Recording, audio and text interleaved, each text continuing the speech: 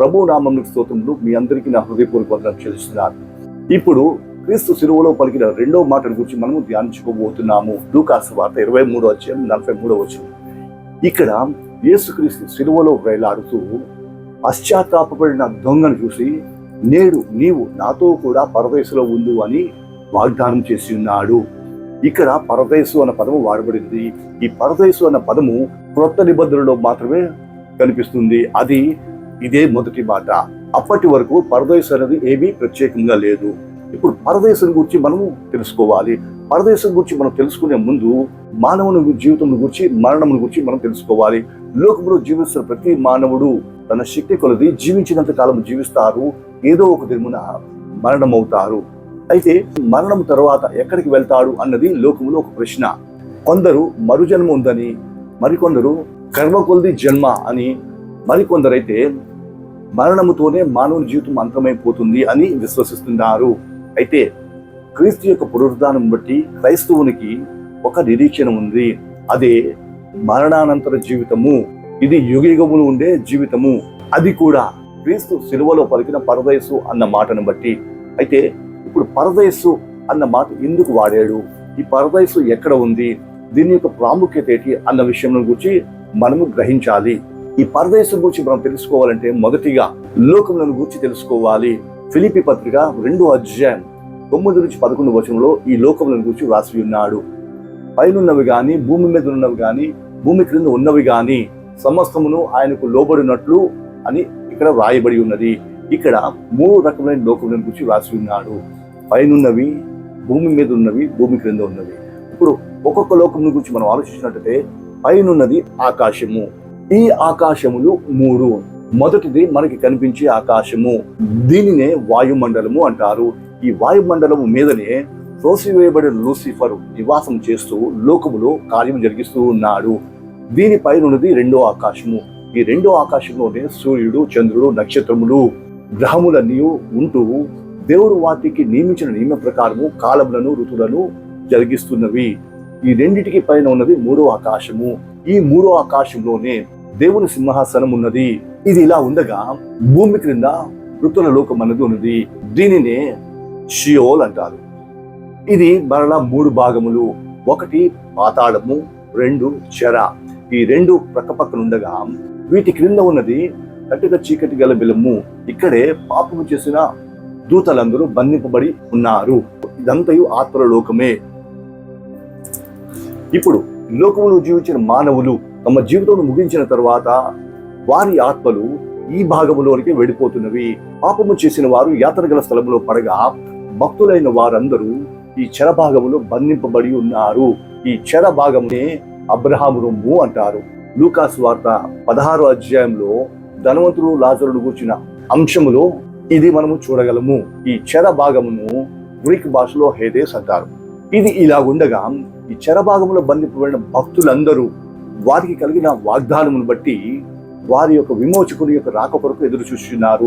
అయితే దేవుడు నియమించిన కాలమందు సర్వలోకమును రక్షించుటకు గాను యేసుక్రీస్తు లోకములకు పంపబడి ఉన్నాడు.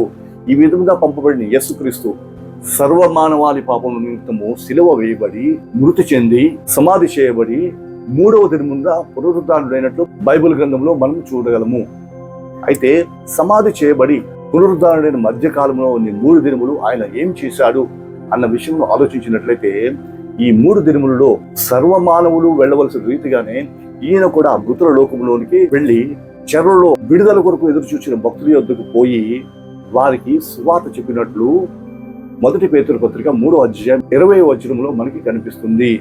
ఈ విధంగా అక్కడ సువార్త చేసి, మీరు ఎదురు చూసిన మెస్సయ్యను నేనే, శిలువలో నేను కార్చిన రక్తం బట్టి సర్వ మానవాళికి విమోచన అనుగ్రహించాను, ఇదిగో నా బిడ్డలైన వారు నాకు చేసిన గాయములు అని వారికి తను తాను పరిచయం చేసుకొని తన యందు వారికి విశ్వాసము కలిగించి వారిని విమోచించి చెరను చెరగా ఆ మృతుల లోకం చూడిపించి పైకి తీసుకుని పోయాడు.